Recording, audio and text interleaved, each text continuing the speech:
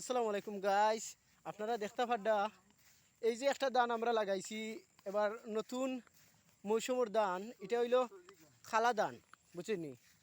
এটা আমরা সুদান থেকে আনা হয়েছে। এই ধানগুলার কালারটা দেখুন ডিফারেন্স।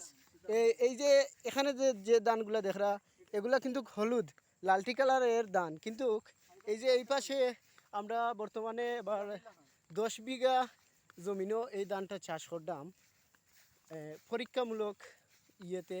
তো আমরা এই ধানগুলো লাগাইছি খালো জাতের ধান, সুদানি ব্যান্ড এই ধান। আর যদি আপনাদের বীজ লাগে তাইলে কইবা, আমরা আপনারে বীজ দিতে পারি। আর এই আর একটা ধান সাদা জাতের ধান। এই ধানগুলা দেখতে সুন্দর, কিন্তু গাইস ওই যে আর একটা জাতের ধান দেখরা লালটি কালার, ধানটা কিন্তু সুন্দর ধান হয়েছে। এবার আমরা মৌসুমের ধান, এই যে অনেক সুন্দর ধান মাশাল্লাহ। এটা আমরা লাগাইছি প্রায় 15 বিঘার মতো। আর ও যে কিছু মাঝখানের মাঝে গাতা দেখরা, বুঝছেননি? এখানেও আমরা বুঝতে পারতাম না এখানেও গাতা হইলো কিতার লাগিয়া। বিভিন্ন জায়গা তো যে ও সাইড থেকে ও সাইড পর্যন্ত কিছু গাতা আছে। এই গাতা একটা জিনিস সমস্যা আমরা এই যে ছায়াখালী বন্ধর মাঝে কিছু ফুয়াইন ফুরি কাফেল এরা আইন আবার পরে এখানে সেলফি টেফিলি তুলইন। আর সমস্যা তারা কিন্তু দানের মাঝে ঢুকি যায়, বুঝছেন নি? এর লাগিয়া মাঝে মাঝে গাথা মিলে দানের মধ্যখানে।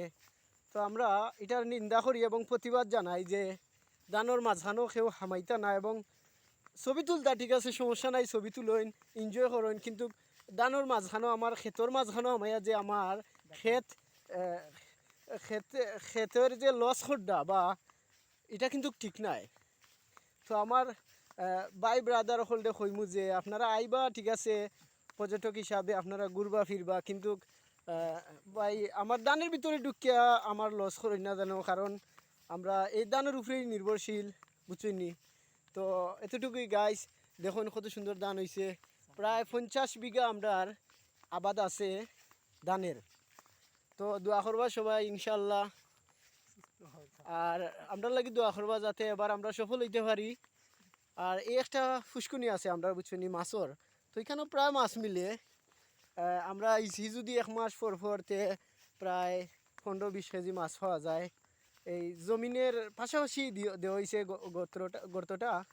তো আপনারা সবাই আমার লাগি দোয়া করবা ইনশাল্লাহ। আর আপনারা আমার ভিডিওটা ভালো লাগলে লাইক কমেন্ট শেয়ার করবা। ওকে, আসসালামু আলাইকুম।